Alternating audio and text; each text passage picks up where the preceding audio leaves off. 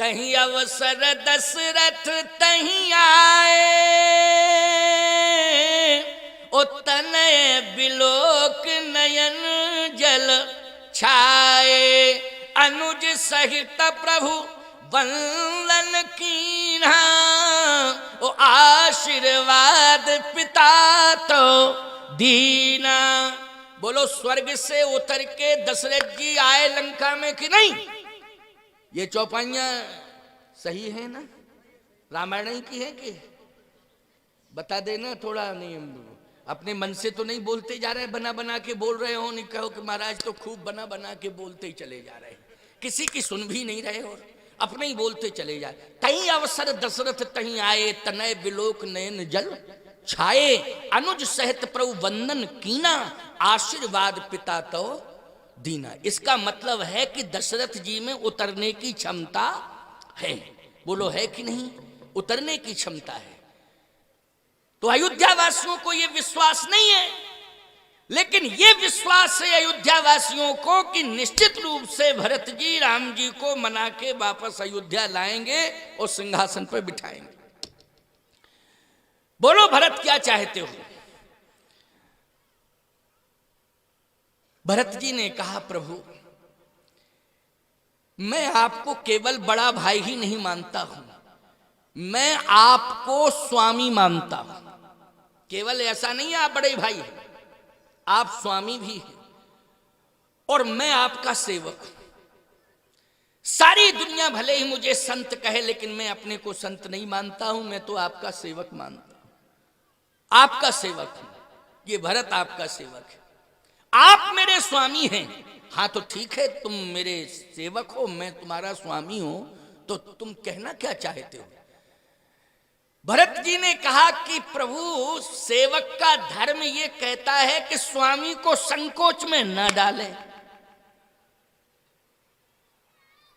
अब स्वामी क्या चाहता है ये स्वामी ही बतावे।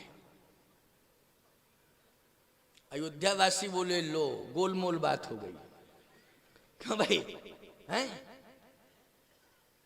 स्वामी क्या चाहता है? आदेश करे सेवक को। सेवक का यह धर्म नहीं कहता है कि स्वामी को संकोच में डाले, ऐसी परिस्थिति पैदा कर दे सेवक कि स्वामी संकोच में आ जाए। वो कैसा सेवक? वो सेवक ही नहीं है जो स्वामी को संकोच में डाले। जो सेवक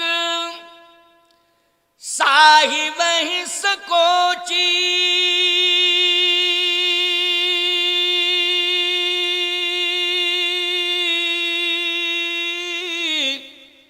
और निज हित चहिता सुमति पोची। उसकी मति बिल्कुल थोथी है। पोची सारहीन, पोची का अर्थ हुआ है सारहीन मति, उसमें कोई सार नहीं है, वो मति किसी काम की नहीं है।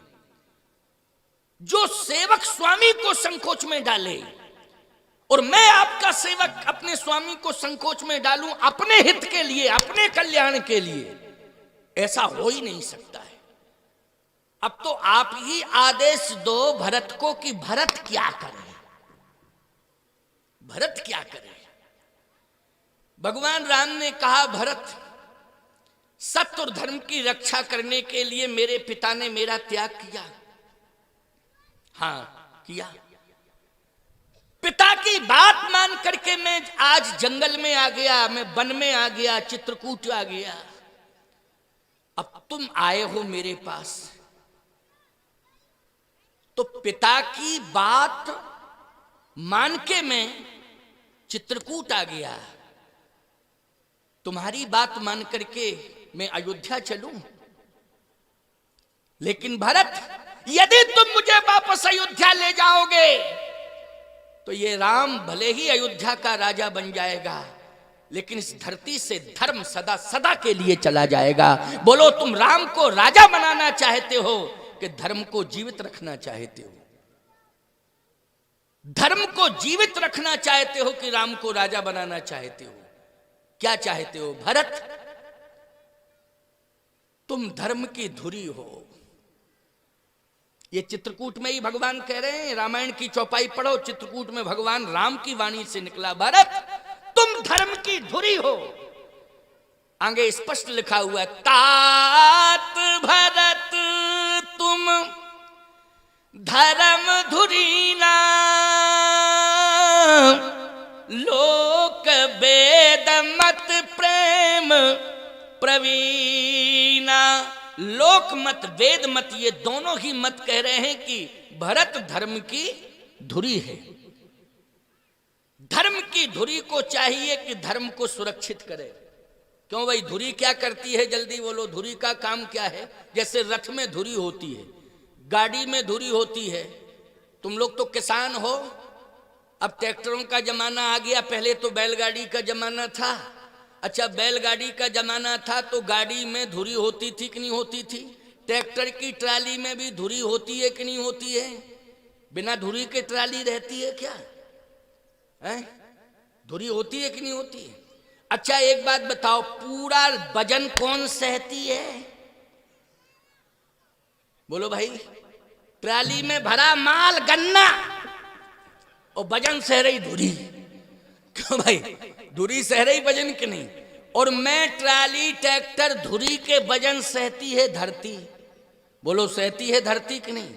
इसका मतलब है कि धरती पर धर्म रहता है, धरती पर धर्म रहता है। अर्थ क्या है इसका सुन लीजिए अब ध्यान से। इसी धरती पर धर्म रहता है, लेकिन धरती और धर्म के बीच में जो धुरी के रूप में होता है वो संत होता है प्यारे, जो धर्म की धुरी होता है। इसलिए भरत क्या है? धर्म की, रामो विग्रहवान धर्म, राम साक्षात धर्म है। लेकिन धर्म की धुरी कौन है? भरत है। हे भरत, तुम धर्म की धुरी हो। तुम ही बताओ, राम को अयोध्या में ले जाकर राजा बनाना चाहते हो कि धर्म को जीवित रखना चाहते हो? यदि राम वन में रहेगा तो धर्म जीवित होगा। परित्राणाय साधूनां विनाशाय च दुष्कृताम धर्म संस्थापनार्थाय संभवामि युगे युगे। जब जब होए धर्म की हानि, बाढ़हि असुर अधम अभिमानी। तब तब प्रभु धरि विविध शरीरा, हरहि कृपा निधि सज्जन पीड़ा। असुर मार थापे सुरन राखे निज श्रुत सेतु, और जग विस्तार विसद जस राम जन्म कर हेतु। राम का जन्म भरत सिंहासन पर बैठने के लिए नहीं हुआ है। राम का जन्म तो राक्षसों का वध करके संत महात्माओं को सुखी बनाकर धर्म को सुरक्षित करने के लिए हुआ है। इसलिए धर्म की रक्षा करना राम का परम धर्म है। अब भरत तुम ही बताओ, तुम्हारी बात मान करके मैं अयोध्या वापस चलूं या धर्म की रक्षा करने के लिए वन में रह जाऊं? बोलो जल्दी, क्या चाहते हो?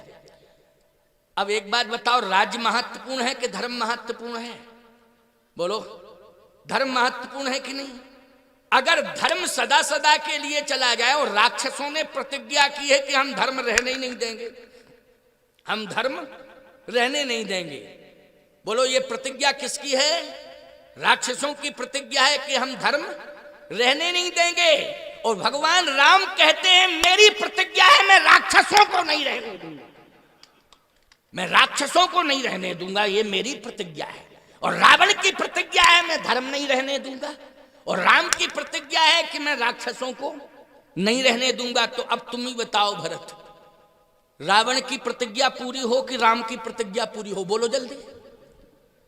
अब भरत जी ने अयोध्या वासियों से कहा बोलो बोलो जल्दी, किसकी प्रतिज्ञा पूरी होना चाहिए? रावण की कि राम की?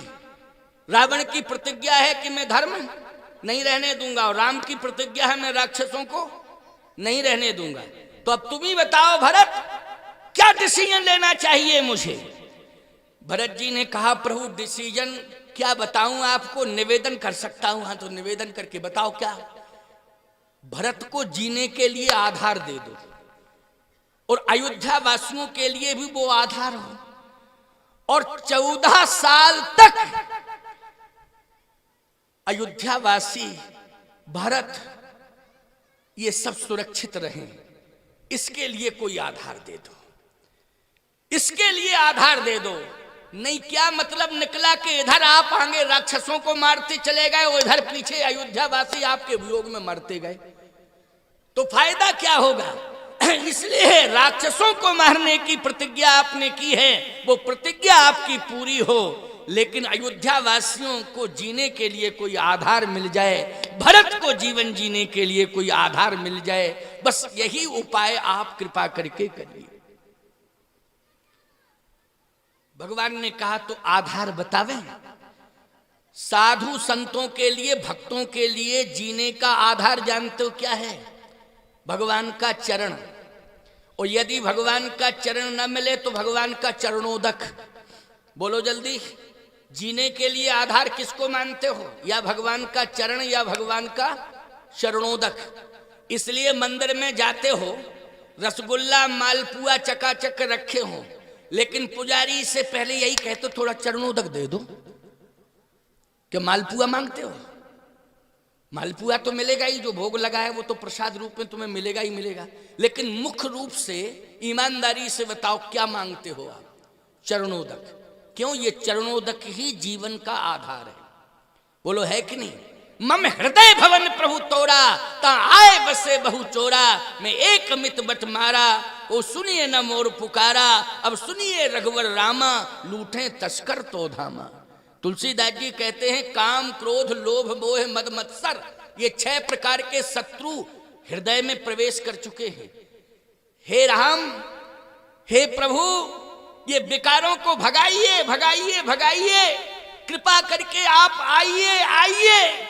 तो भगवान यही कहते हैं कि आने में हमें थोड़ा विलंब हो जाएगा, लेकिन इनको भगाने के लिए मैं कहता हूं मंदिर जाइए और चरणोदक लीजिए, और जैसे ही चरणोदक लोगे पियोगे तो ये सारे विकार चले जाएंगे। बोलो, तो ये विकार जो जाते हैं चरणोदक पीने से ही जाते हैं कि नहीं जाते हैं?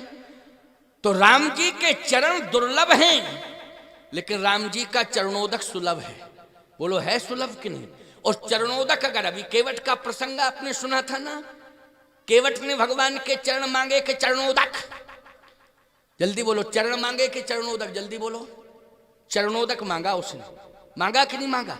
पद कमल धोए चढ़ाए नाव न नाथ उतराई। चाहो आप चले जाइएगा, लेकिन चरणोदक दे दो, बस केवल चरणोदक चाहिए। बोलो चाहिए चरणोदक कि नहीं?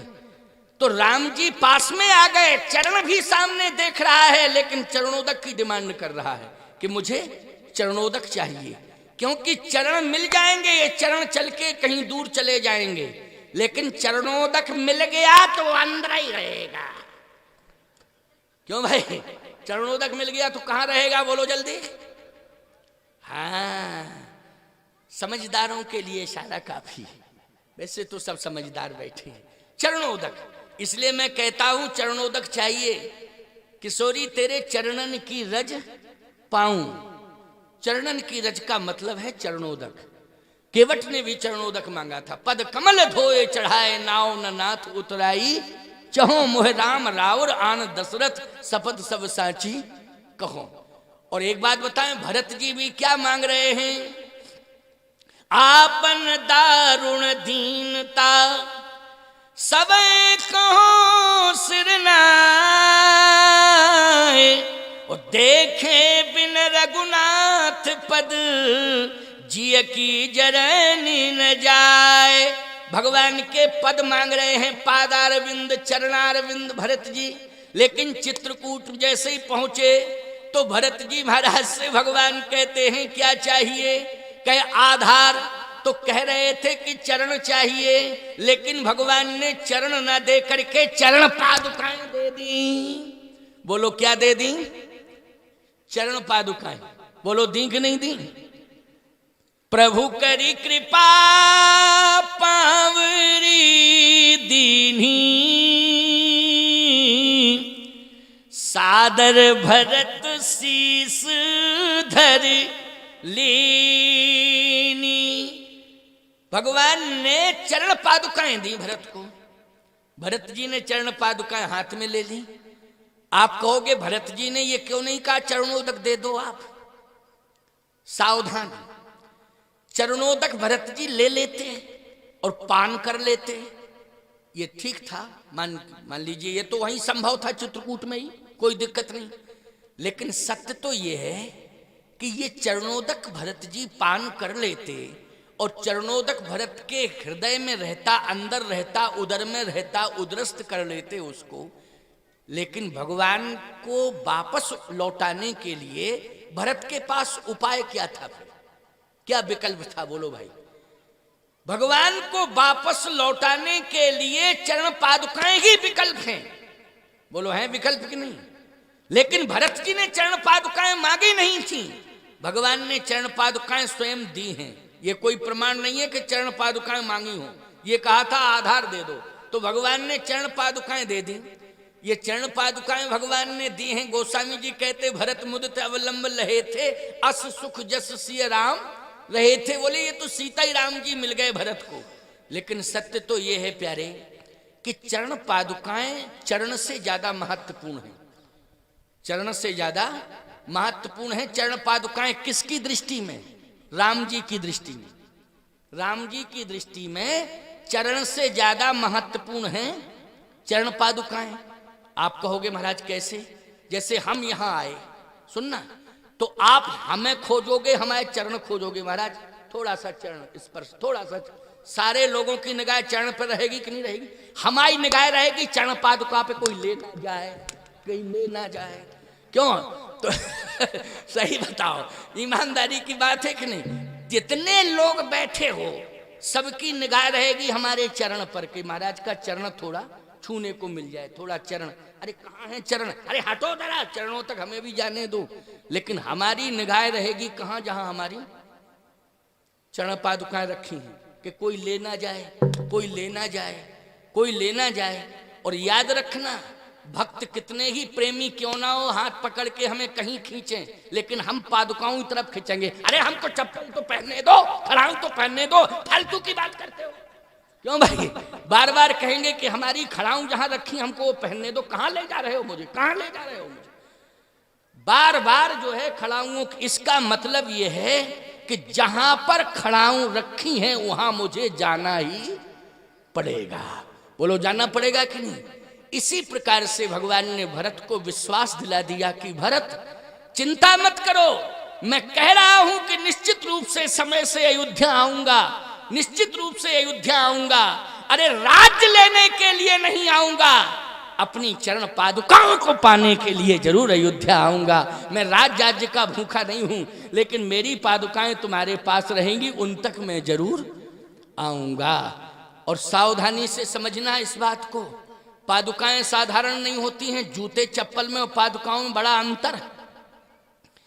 पादुकाएं महात्मा ही पहनते थे पहले, तो अब तो सभी चटर पटर करने लगे।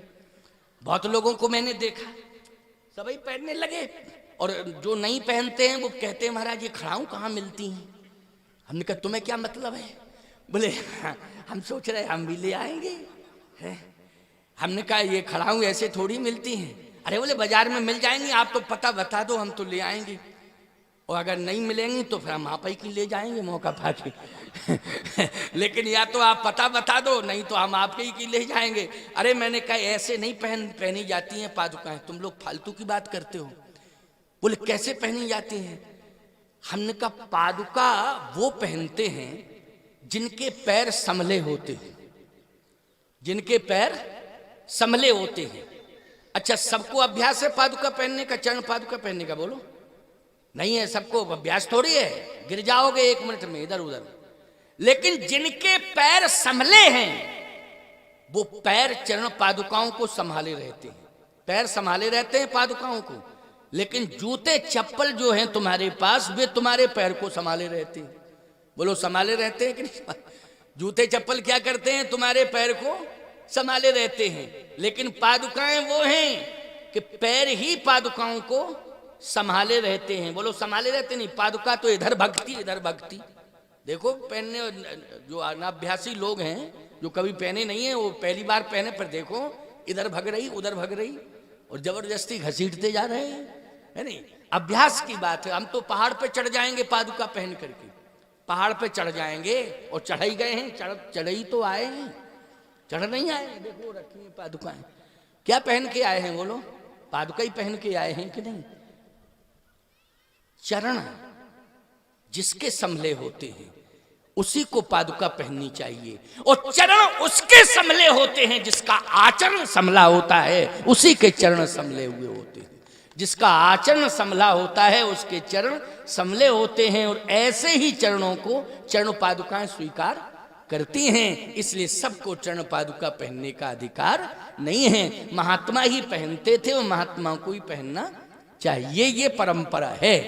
तो सीधी सी बात यह है कि भगवान राम ने भरत जी को पादुकाएं दी तो भरत जी ने सिर पर रख ली। बड़ी बढ़िया बात है। कहाँ रख ली पादुकाएं? अब सुनते जाना जरा एक एक बात समझ में आ रही है कि नहीं आ रही है? ऐसा तो नहीं है कि हम बोलते चले जा रहे हैं तुम्हारी समझ में कुछ नहीं आ रहा है। मैं कोशिश तो पूरी कर रहा हूं कि समझा दूं, और इतना सरल करके समझा रहा हूं कि मैंने पूरी ताकत लगा दी है प्रसंग को सरल करने के लिए, क्योंकि तुम्हारी समझ में आ जाए। और इससे ज्यादा यदि हम सरल करेंगे तो हॉस्पिटल चले जाएंगे सीधे, क्योंकि हमारा दिमाग ही खराब हो जाएगा। कितना सरल करें, लेकिन नहीं, तुम लोग समझ रहे हो तभी तो प्रतिक्रिया कर रहे हो। अगर समझे ना होते, हमारी बात को समझे ना होते तो प्रतिक्रिया कैसे करते? एक एक शब्द को सुन रहे हो और बड़ी गौर से सुन रहे हो। तो आइए सुनिए, भगवान राम ने कहा कि आधार दे रहा हूं। आधार क्या दिया? प्रभु करी कृपा पावरी दीन्ही, सादर भरत शीस धर लीनी। अच्छा भैया, आधार के लिए तो पीताम्बर भी दे सकते थे, क्यों भाई? दे सकते थे ना, कि जीवन जीने के लिए भरत तुम पीताम्बर ले जाओ, ये पीताम्बर का ध्यान करते रहना, ये पीताम्बर आधार बन जाएगा। जैसे मान लीजिए आप मंदिर में दर्शन करने जाते हो तो पुजारी भगवान का वस्त्र आपको भेंट करता है कि नहीं करता है? बोलो भाई। और आप गले में डाल लेते हो, कहते हो मेरा जीवन धन्य हो गया, क्योंकि देवता का दर्शन करने आया था, देवता का वस्त्र मुझे मिल गया, अब तो मैं घर ले जाऊंगा, पूजा करूंगा। क्यों? यही भाव होता कि नहीं? तो भगवान के पास देने के लिए बोलो पीताम्बर था कि नहीं था? पीताम्बर भी था, लेकिन पीताम्बर तो भगवान ने दूर कर दिया था। भरत के जैसे ही आने का समाचार सुना कि भरत आ गया तो उठे राम सुन प्रेम अधीरा, कऊं पट कऊं निखंग धन तीरा। बोलो भाई, पीताम्बर अलग कर दिया। लेकिन सत्य तो यह है कि भरत जी को पादुकाएं ही दी भगवान ने। ये चरण पादुकाएं आधार बन गई भरत के लिए। प्रभु करी कृपा पावरी दीन्ही, सादर भरत शीस धर लीनी। बोले पादुका में अनुभव क्या हुआ? भरत मुदित अवलंब लहेते, अस सुख जस सिय राम रहेते। भरत जी को उन पादुकाओं में यह अनुभव हुआ कि सीताराम जी मिल गए। क्या मिल गए? सीताराम जी मिले। केवल राम जी नहीं, सीताराम जी दोनों ही मिल गए। पादुकाएं दो होती हैं कि एक होती? जल्दी बोलो, पादुकाएं दो होती हैं कि नहीं, कि एक होती पादुका? दो। तो सीताराम दोनों मिले और भरत जी ने सिर पर धारण कर लिया। जैसे ही धारण किया तो भगवान ने कहा भरत अब संतुष्ट हो। संतुष्ट हो कि नहीं? भरत जी ने कहा प्रभु आपकी कृपा है, ये आधार दे दिया, हम संतुष्ट ही हैं, लेकिन हम थोड़े से संतुष्ट नहीं हुए हैं। भरत जी ने कहा क्यों? इसलिए कि मैंने तुम्हें पादुकाएं दी हाथ में और तुमने रख ली सिर पर। हमने तो हाथ में दी थी, ये थोड़ी कि सिर पर तुम्हारे रखी हूं। अच्छा, भगवान ने सिर पर रखी थी भरत की पादुकाएं के हाथ में दी थी? है हाथ में। सादर भरत शीस धर लीनी, भरत ने शीस पर रखी, राम जी ने तो हाथ में। प्रभु करी कृपा पावरी दीनी, हाथ से भगवान ने पादुकाएं भरत के हाथ में दी, लेकिन भरत जी ने सादर भरत शीस धर लीनी, तो भरत मैंने तो हाथ में पादुकाएं दी थी, तुमने सिर पर क्यों रख लिया? पादुकाएं सिर पर रख ली तुमने भरत? भरत जी ने कहा हाँ सिर पर तो रख ली, तो आधार मैंने तुम्हें दिया था, लेकिन तुमने तो इन पादुकाओं को भार बना लिया। क्योंकि सिर पर कोई वस्तु आ जाती है तो ईमानदारी से बताओ वो सिर के लिए भार बन जाती है कि नहीं? जैसे सिर पर कोई वस्तु आ गई तो वो सिर के लिए क्या बन जाती है? जल्दी बोलो, भार। तो तुमने आधार को भार क्यों मान लिया? भरत जी बोले प्रभु अब आप कुछ भी कहें, लेकिन ये सेवक की यही सोच है कि आपने भार नहीं दिया, आपने तो आधार दिया है। अगर आप 14 साल बाद लौट के आते तो ये 14 वर्ष तक अयोध्या का राज्य भरत के सिर पर भार बना रहता भार कि नहीं?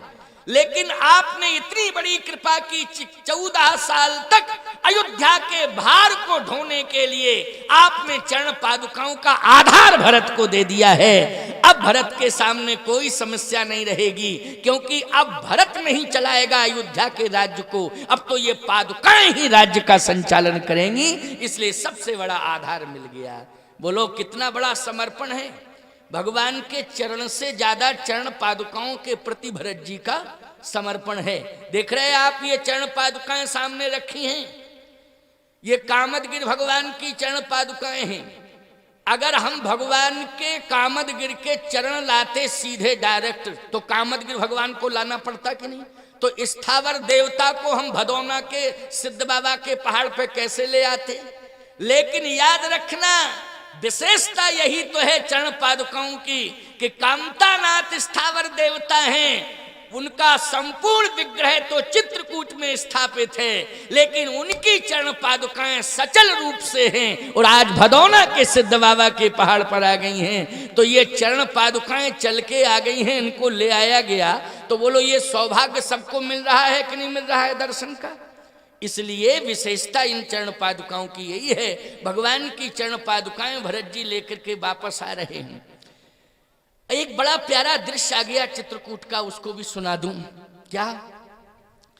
भरत जी तो चरण पादुकाएं प्राप्त किए प्यारे, लेकिन महाराज श्री जनक जी जब चित्रकूट आए तो जनक जी महाराज सुनैना जी के साथ चित्रकूट आए। अयोध्या से भरत जी महाराज माताओं के साथ आए हैं, लेकिन यहाँ सुनैना जी के साथ आए हैं महाराज श्री जनक, और मंत्री आदि सभी साथ में हैं।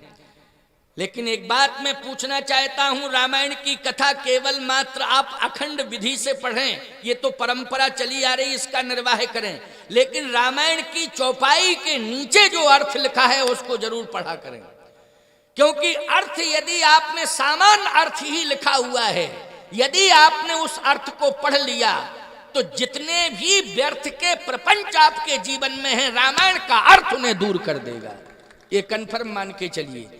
लेकिन पढ़ना जरूर चाहिए नीचे अर्थ क्या लिखा हुआ है। ये जरूरी नहीं है कि हम ही तुम्हें सुनावें और तुम सुनो, ये तो मौका साल में एक बार मिल सकता है, बार बार नहीं मिल सकता है। लेकिन रामायण पढ़ने का और रामायण की चौपाइयों के अर्थ को पढ़ने का मौका बोलो बार बार तुम्हें घर में मिलेगा कि नहीं मिलेगा? घर में ही मिलेगा, इसलिए जरूर पढ़ना चाहिए। आइए पढ़िए, सुनिए। महाराज श्री जनक जैसे ही प्रवेश करते हैं चित्रकूट की भूमि पर, तो ये गोस्वामी तुलसीदास जी महाराज ने स्पष्ट रूप से लिखा है कि भगवान ने ही ऐसा दृश्य जनक जी तक पहुंचा दिया। ये जरूरी नहीं था कि जनक जी को इस कंडीशन में ही सीता जी दिखाई देती, लेकिन भगवान की लीला है, भगवान ने ही अपने लीला में, देखो मौसम भी कितना बढ़िया हो गया, ठंडा वातावरण हो गया कि नहीं हो गया? एसी फैल है कि नहीं? जल्दी बोलो, एसी फैल है। अभी गर्मी में कितनी परेशानी थी, लेकिन अब ठंडक सी लग रही कि नहीं? ठंडक महसूस कर रहे हो? ठंडक, ये देखो वातावरण की बात है, हमें भी आनंद मिल रहा है। नहीं तो तुम्हारा ये कूलर वूलर किसी काम का थोड़ी था, ये कूलर किसी काम का नहीं था। लेकिन देखो प्रकृति ने कितना सुंदर वातावरण बना दिया है, इसी को कहते हैं भगवान की कृपा। और बोलो जितने भी लोग यहाँ बैठे हैं, शांति का अनुभव कर रहे हो कि नहीं कर रहे हो? शांति का अनुभव कर रहे हो। क्यों? ये स्थल ही ऐसा है, वो कथा भी ऐसी है कि जो शांति प्रदान करती है। और यही कथा अगर तुम्हारे हृदय में सदा बनी रही तो हृदय में शांति सदा रहेगी कि नहीं रहेगी? रहेगी सदा। बस यही सूत्र अपना के जाना। कल का विश्राम दिवस का कार्यक्रम होगा और महाशिवरात्रि पर्व है, इसलिए विशेष रूप से कल का मेला भी है सिद्ध बाबा के पर्वत पर, और ये सिद्ध पहाड़ पर मेला भी होगा। महाशिवरात्रि भगवान शिव का दिव्य स्वरूप महाशिवरात्रि का रहता है। और विशेष रूप से हमारे यहाँ रामनवमी, कृष्ण जन्माष्टमी और महाशिवरात्रि, ये सनातन संस्कृति के 3 त्योहार मुख्य त्योहार हैं। वैसे तो नवरात्रि में नौ दुर्गा हैं, गुप्त नवरात्रि हैं, त्योहार तो बहुत आते हैं, अरे दिवाली दशहरा ये भी त्योहार आते हैं, लेकिन मुख्य रूप से सनातन संस्कृति में 3 महामहोत्सव माने जाते हैं, रामनवमी, कृष्ण जन्माष्टमी और महाशिवरात्रि। इसलिए कल कौन सा पर्व है? महाशिवरात्रि का पर्व है। तो आइए सुनिए, मैं अंतिम बात सुना रहा हूं क्योंकि 5 तो बज ही गए हैं, 5:05 हो गए हैं। कै बजे तक चलाते हो मंच? 5 बजे तक। चलो आज 10-5 मिनट ज्यादा चल जाएगा तो क्या कोई गड़बड़ हो जाएगा क्या है? हाँ, तो आओ 2-5 मिनट की बात और सुन लो, इसके बाद में विश्राम करना है वाणी को। कल फिर समय से ही मंच प्रारंभ हो जाएगा। तो मैं चर्चा कर रहा था कि जनक जी ने चित्रकूट में आकर क्या देखा। एक तो जनक जी महाराज ने भाई भाई का प्रेम देखा चित्रकूट में आके। बोलो देखा कि नहीं देखा? भाई भाई का प्रेम देखा। मैं एक बात कहना चाहता हूं, पिता अगर ये देखे कि दामादों में इतना प्रेम है, क्योंकि दामाद भरत जी भी हैं जनक जी के और दामाद राम जी भी हैं, क्योंकि एक बेटी ब्याही गई राम जी को और एक बेटी ब्याही गई भरत जी को, एक बेटी ब्याही गई लक्ष्मण को और एक चौथी बेटी ब्याही गई शत्रुघ्न को। अब ईमानदारी के साथ बताओ, यहां एक साथ चारों दामाद हैं कि नहीं? बोलो जल्दी। चित्रकूट में जनक जी को एक साथ कितने दामाद मिल गए? चारों दामाद मिल गए, चारों दामाद मिल गए। लेकिन सावधान, रामचरितमानस की परंपरा यही आपको शिक्षा दे रही है कि जनक जी महाराज जब बेटी सीता की विदा कर रहे थे तो रो रहे थे, लेकिन चित्रकूट में बेटी सीता को देख करके प्रसन्न हो रहे हैं, प्रसन्न हो रहे हैं। जबकि कौन ऐसा पिता होगा जो बनवासी के भेष में अपनी बेटी को देखे? क्यों भाई? और पेड़ पत्तों के नीचे बैठा देखे और झरने का पानी पीते हुए देखे, जिसने सोने के गिलास में पानी पिलाया हो, जिसने सोने की सैया पर अपनी बेटी को सुलाया हो, ईमानदारी से बताओ वो अपनी बेटी को पत्तों की सैया पर लेटा हुआ देखे या अंजलि से, पात्र भी नहीं है, हाथ से पानी पीते हुए देखे, कंदमूल फल खाते हुए देखे, पत्तों के बीच में रहते हुए देखे? ईमानदारी से बताओ उस बाप को दुख होगा कि सुख होगा? बोलो जल्दी। दुख होगा कि नहीं होगा? लेकिन मैं एक बात कह रहा हूं, इसलिए रामायण को पढ़ना चाहिए। बहन बेटियां भी ध्यान से रामायण को पढ़ें, जितने भी नौजवान हैं वो भी ध्यान से पढ़ें, जो बेटी के बाप बैठे हैं वो भी रामायण को ध्यान से पढ़ें और रामायण को सुने। जनक जी महाराज ने चारों दामादों को देखा एक साथ, कितना प्रेम है, कितना आदर है, बड़े भाई के प्रति कितना समर्पण है। तीनों भाइयों ने बोलो राम जी के चरणों में अपना समर्पण किया कि नहीं किया? राज्य के प्रति जनक जी यही तो देख रहे हैं कि भाई भाई लड़ते हैं संपत्ति के कारण, भाई भाई लड़ते हैं पद प्रतिष्ठा पाने के कारण, लेकिन अयोध्या के भाई राजपद के लिए नहीं लड़ रहे हैं, अयोध्या के भाई तो राम पद के लिए लड़ रहे हैं कि मुझे राम पद मिल जाए, राम पादार बिंद मिल जाए। जनक जी ने कहा धन्य है जनक तेरा जीवन, आज तू अपने आप को कैसे रोकेगा? तेरी प्रसन्नता आज प्रस्फुटित हो जाएगी। जनक जी की प्रसन्नता दिखाई दे गई चित्रकूट में। जब जनकपुर में देखा गया तो जनक जी रो रहे थे। गोस्वामी जी कहते हैं बंधु समेत जनक तहीं आए, उसी बिलोक नयन जल छाए। सीता जी को देख करके रोने लगे। सिय बिलोक धीरता भागी और रहे कहावत परम विरागी। बोलो धीरता जनक जी की जनकपुर में चली गई कि नहीं चली गई? और जनक जी ने लीन राह और लाए जान की, ओ मिटी महामर्याद ज्ञान की। उस समय इतना धीरज टूट गया जनक जी का कि सीता जी की विदा करते समय दौड़ पड़े और अपनी बेटी को भुजाओं में भर लिया, हृदय से लगा लिया। गोस्वामी बिंदु जी ने बहुत बढ़िया एक छंद लिखा है। गोस्वामी बिंदु जी हुए हैं, बहुत अच्छे वक्ता हुए हैं, बहुत पुराने रामचरितमानस सम्मेलन की परंपरा उन्हीं ने डाली है। उन्होंने एक छंद लिखा है, बहुत अच्छे कवि, उत्कृष्ट कवि। उन्होंने कहा कि जनक जी महाराज ने जब सीता जी को हृदय से लगाया और फूट फूट करके रो रहे थे तो उनकी आंखों के आंसू ऐसे निकल रहे थे जैसे सावन भादों में झड़ी लग जाती नहीं, बरसात में झड़ी लग जाती सावन भादों की, ऐसे ही आंसुओं की झड़ी लग गई, आंसू रुके नहीं। वो दशा जनक जी की।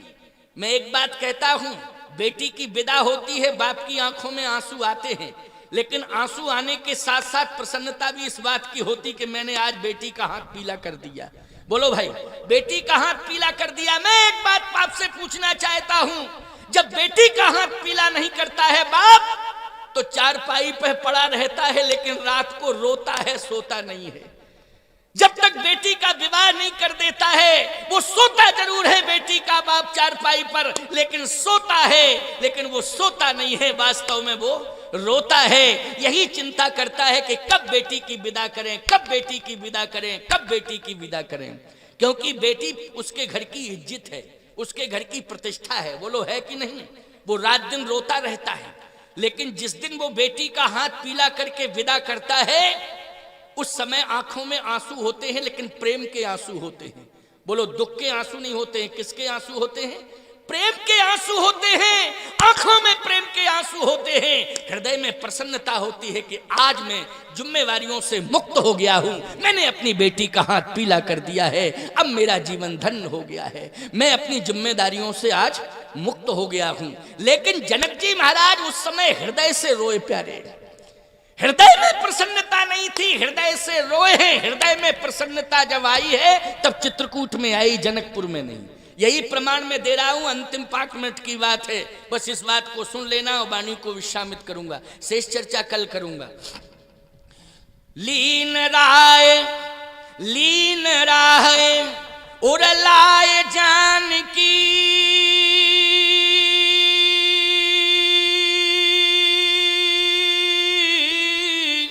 ओ मिटी महामर्याद ज्ञान की। आज ज्ञान की मर्यादा मिट गई। क्यों? बोले जनक जी ने आज बेटी को हृदय से लगा लिया, ऐसे रो रहे हैं जैसे अज्ञानी रोता है, अज्ञानी रोता है। देखत ही सिय मूरत को निज अंग विसूरत खोवन लागे, मंत्र सवै मन मौन धरे मिथिलेश की मूरत जोवन लागे। मानो विराग की राख मही पद्रगंचल बिंदु सुधोवन लागे। ज्ञान की तो मर्याद मिटी, हा जान की रोवन लागे। कि आज तो ज्ञान की मर्यादा ही चली गई।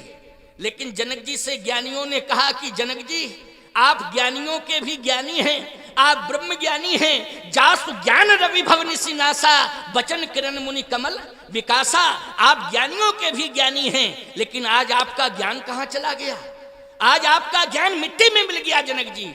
जनक जी ने कहा तुम मेरे अंतःकरण की बात नहीं समझ पाओगे, अंतःकरण की बात नहीं समझ पाओगे, बाहर के आंसू देख रहे हो। आज जनक क्यों रो रहा है? उत्तर मिल गया है चित्रकूट में कि जनक उस समय क्यों रोए थे। क्योंकि रोना चाहिए था उन्हें चित्रकूट में, लेकिन रो रहे हैं जनकपुर में। बोले चित्रकूट में प्रसन्नता व्यक्त कर रहे हैं। कब कर रहे हैं प्रसन्नता व्यक्त? जब तापस वेश जनक सिय देखी,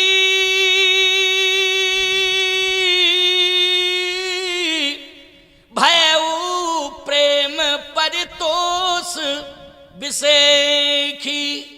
तपस्वी के भेष में अपनी बेटी को चित्रकूट में देखा, अपने दामादों को, अपने दामाद को चित्रकूट में तपस्वी के भेष में देखा। और भरत, लक्ष्मण और शत्रुघ्न ये तीनों भाई अपना मस्तक झुकाए हुए हैं प्रभु राम के चरणारविंदों में और बार बार प्रार्थना कर रहे हैं, बार बार प्रार्थना कर रहे हैं। राजपद नहीं चाहिए इन भाइयों को, केवल राम पद देखे बिन रघुनाथ पद जिए की जरनी ना जाए। ऐसा दृश्य देखा तो जनक ने कहा कि मेरा जीवन धन्य हो गया, क्योंकि मैंने प्रतिज्ञा की थी कि जो भी धनुष तोड़ेगा, मैं दशरथ के दरवाजे पर नहीं गया था कि मेरी बेटी को स्वीकार कर लो, आपका बेटा लायक है, मैं अपनी बेटी का विवाह करना चाहता हूं आपके बेटों से, लेकिन मैं नहीं कहा था। मैंने तो प्रतिज्ञा की थी कि जो भी धनुष तोड़ेगा उसी के साथ मैं अपनी बेटी का विवाह कर दूंगा। लेकिन दशरथ के राजकुमारों ने वो वीरता का प्रदर्शन किया कि बड़े बेटे राम ने तो धनुष तोड़ दिया, और राम जी की वीरता के कारण लक्ष्मण, शत्रुघ्न और भरत, इन तीनों का भी विवाह हुआ कि नहीं हुआ जनकपुर में। लेकिन उस समय मैं यही सोच रहा था कि मेरी बेटी, मेरा नाम विदेह है और मेरी बेटी का नाम वैदेही, लेकिन ऐसे नगर में जा रही है बहू बन के, क्योंकि मुझे आज विदा करना पड़ रहा है, क्योंकि धनुष राम ने तोड़ा है। क्यों? धनुष राम ने तोड़ा है, इसलिए मुझे विदा करना पड़ रहा है। मैं अयोध्या के राज्य से प्रभावित हूं, लेकिन मैं ही प्रभावित नहीं हूं अयोध्या के राज्य से। मुझसे ज्यादा प्रभावित यदि अयोध्या के राज्य से है तो अवध राज सुर राज सिंहाही और दशरथ धन लख धनद लजाही। देवराज इंद्र भी प्रभावित है अयोध्या के राज्य से, लेकिन मेरी बेटी वैदेही, विदेह की बेटी वैदेही इतने सुविधा वाले नगर में जा रही है जहां खजाना भरा पड़ा है। देवराज इंद्र भी लज्जित होता है खजाने को देख करके, कुबेर भी लज्जित होता है अयोध्या के खजाने को देख करके। मेरी बेटी उस खजाने की मालकिन बनेगी, मेरी बेटी उस खजाने की मालकिन बनेगी।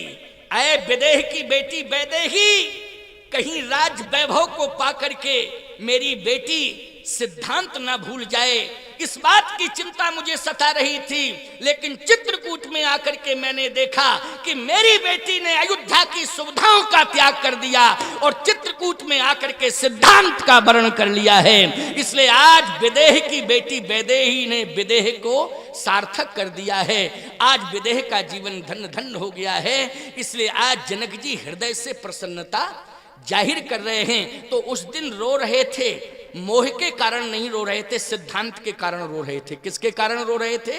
सिद्धांत के कारण। लेकिन बेटी सिद्धांत पे खरी उतरी कि नहीं उतरी बोलो? और जब बेटी सिद्धांत पे खरी उतरी तो आज जनक जी ने तपस्विनी के भेष में भी बेटी को देखा, लेकिन आज हृदय प्रसन्न हो गया। जीवन में सुविधाएं नहीं, हमें सिद्धांत चाहिए। बेटियों को भी चाहिए कि सुविधाएं चाहे जैसी मिल जाएं, लेकिन सिद्धांत का सदा वर्ण करना चाहिए। सिद्धांत का जीवन जो जीती है वही समाज में सीता के रूप में सम्मान प्राप्त करती है, जिसने अपने जीवन में सिद्धांत को स्वीकार किया है। और सुविधाओं को जो हमेशा ताकती झांकती और सुविधाओं को ही मांगती रहती है, वही सूर्पनखा हो, जो डिमांड पर डिमांड करे, डिमांड पर डिमांड करे, सुविधा ही सुविधा, सुविधा ही सुविधा। देखो भाई, ये रामायण की बात सुना रहा हूं मैं अपनी। भाई हमें कोई सरपंची का चुनाव लड़ना, तुमसे वोट लेने हैं। हम तो साफ साफ बात कहेंगे, जितनी बात होगी उतनी साफ साफ कहेंगे, और तुम्हें हमारी बात सुननी भी पड़ेगी और सुनने के साथ साथ माननी भी पड़ेगी। इसलिए मैं कहता हूं कि चित्रकूट की भूमि पर जो प्रेम दिखाई दे रहा है प्यारे, इस प्रेम को देख करके 33 करोड़ देवता भी आज लज्जित हो रहे हैं। लज्जित हो रहे हैं कि हम लोगों में इतना प्रेम नहीं है। न ऐसा प्रेम मैंने आज तक देखा है, पहली बार ऐसा प्रेम देखा जा रहा है कि प्रेम ही प्रेम है। बोले परम प्रेम, गोस्वामी जी बोले प्रेम नहीं, अरे परम प्रेम पूर्ण दो भाई,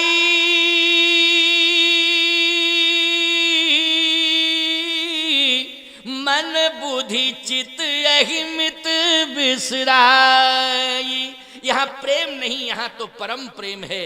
इसलिए आपस में भाई भाई प्रेम बना के चलें। सास बहू में प्रेम हो, गांव वालों में प्रेम हो, पड़ोसियों में प्रेम हो। मैं कहता हूं जब इतना प्रेम, ऐसा प्रेम जो रामचरितमानस की कथा के माध्यम से भरत चरित्र में सुनने को मिल रहा है, राम भरत में देखने को मिल रहा है। अगर इसी प्रकार का प्रेम परिवार और पड़ोसियों गांव में आ जाए तो मैं दावे के साथ कहता हूं अयोध्या में रामराज बाद में आएगा, पहले आपके गांव में रामराज आ जाएगा, आपके घर में रामराज आ जाएगा। ये रामायण का सिद्धांत है जो मैंने आपको सुनाया।